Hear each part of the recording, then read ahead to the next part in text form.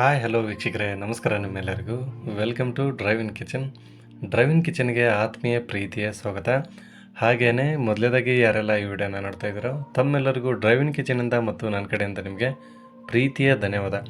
ವೀಕ್ಷಕರೇ, ಬನ್ನಿ ಹೇಗಿದ್ರೆ ಇವತ್ತಿನ ಸ್ಪೆಷಲ್ ರೆಸಿಪಿ ಡ್ರೈವ್ ಇನ್ ಕಿಚನಲ್ಲಿ ಏನು ಅಂತ ನೋಡ್ಕೊಂಬರ್ರ. ಖಂಡಿತವಾಗ್ಲೂ ಲಾಂಗ್ ಟೈಮ್ ಮತ್ತೆ ನಿಮ್ಮನ್ನು ಭೇಟಿ ಮಾಡ್ತಾಯಿದ್ದೀನಿ.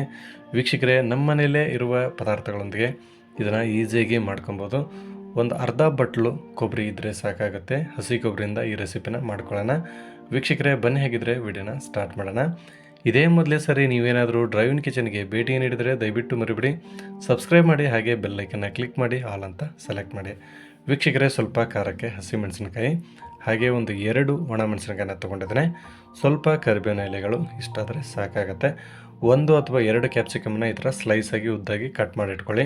ಅರ್ಧ ಬಟ್ಲು ಕೊಬ್ಬರಿ ತುರಿನ ತೊಗೊಂಡಿದ್ದೀನಿ ವೀಕ್ಷಕರೇ, ಇಷ್ಟಾದರೆ ಸಾಕಾಗುತ್ತೆ. ಹಾಗೆ ಈ ಥರ ರೆಸಿಪಿಗೆ ರೈಸನ್ನು ಸ್ವಲ್ಪ ಮೊದಲೇ ಮಾಡಿಟ್ಕೊಂಡಿರಬೇಕು. ಹಾಗಾಗಿ ನಾನು 1 ಪ್ಲೇಟ್ ರೈಸನ್ನು ಮೊದಲೇ ಮಾಡಿಟ್ಕೊಂಡಿದ್ದೇನೆ. ಈಗ ಒಗ್ಗರಣೆ ಮಾಡೋದಕ್ಕೆ ಸರಿಯಾಗಿ 1 ಅಥವಾ 2 ಚಮಚ ಆಗೋಷ್ಟು ಎಣ್ಣೆನ ಹಾಕ್ಕೊಳ್ಳಿ ವೀಕ್ಷಕರೇ.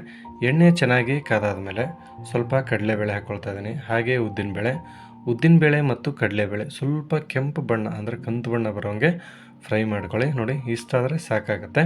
ಈಗ ಒಂದು ಅರ್ಧ ಟೇಬಲ್ ಸ್ಪೂನ್ ಆಗೋಷ್ಟು ವೀಕ್ಷಕರೇ ಸಾಸಿವೆ ಕಾಳು, ಅದೇ ಪ್ರಮಾಣದಲ್ಲಿ ಸ್ವಲ್ಪ ಜೀರಿಗೆ ಹಾಕ್ಕೊಳ್ತಾ ಇದ್ದೀನಿ. ಸಾಸಿವೆ ಜೀರಿಗೆ ಚಟ್ಪಟ್ಟ ಅಂದಮೇಲೆ ಕರಿಬೇವಿನ ಎಲೆಗಳು ಹಾಗೆ ಅದರ ಜೊತೆ ಹಸಿ ಮೆಣಸಿನಕಾಯಿನ ವೀಕ್ಷಕರೇ ಆ್ಯಡ್ ಮಾಡ್ಕೊಳ್ತಾ ಇದ್ದೀನಿ. ಸ್ವಲ್ಪ ಅಂದರೆ 2 ಒಣ ಮೆಣಸಿನಕಾಯಿನ ತೊಗೊಂಡಿದ್ದೆ, ಅದು ಕೂಡ ಆ್ಯಡ್ ಮಾಡಿಕೊಂಡು ಚೆನ್ನಾಗಿ ಈ ಥರ ಫ್ರೈ ಮಾಡ್ಕೊಳ್ಳಿ. ಹಸಿ ಖಾರದ ಘಾಟು ಕೂಡ ಕಡಿಮೆ ಆಗುತ್ತೆ, ಖಾರ ಕೂಡ ತಿನ್ನೋದಕ್ಕೆ ಟೇಸ್ಟ್ ಇರುತ್ತೆ ವೀಕ್ಷಕರೇ.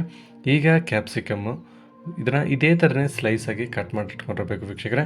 ನೀವು ಬೇಕಾದರೆ ಇದರ ಜೊತೆ ಇನ್ನೂ ದ್ರಾಕ್ಷಿ ಮತ್ತು ಗೋಡಂಬಿ ಕೂಡ ಹಾಕ್ಕೊಬೋದು, ಚೆನ್ನಾಗಿರುತ್ತೆ, ಒಳ್ಳೆ ಟೇಸ್ಟು. ನೋಡಿ, ಇದನ್ನು ಸಿಂಪಲ್ಲಾಗಿ ಮಾಡ್ತಾಯಿದ್ದೀನಿ, ತುಂಬ ಟೇಸ್ಟಿಯಾಗಿರುತ್ತೆ ವೀಕ್ಷಕರೇ. ಈಗ ಕೊಬ್ಬರಿ ತುರಿ ಫೈನಲ್ಲಾಗಿ ಆ್ಯಡ್ ಮಾಡ್ಕೊಳ್ತಾ ಇದ್ದೀನಿ. ಹಾಗೆಯೇ ಇದ್ರ ಜೊತೆಗೆ ಒಂದು 1/4 ಟೇಬಲ್ ಸ್ಪೂನ್ ಆಗೋಷ್ಟು ವೀಕ್ಷಕರೇ ಅರಿಶಿಣ ಪುಡಿ ಕಲರ್ಗೋಸ್ಕರ, ಹಾಗೆ ಅರ್ಧ ಟೇಬಲ್ ಸ್ಪೂನ್ ಆಗೋಷ್ಟು ರುಚಿಗೆ ತಕ್ಕಷ್ಟು ಉಪ್ಪನ್ನು ನಾನು ಬಳಸ್ತಾ ಇದ್ದೀನಿ.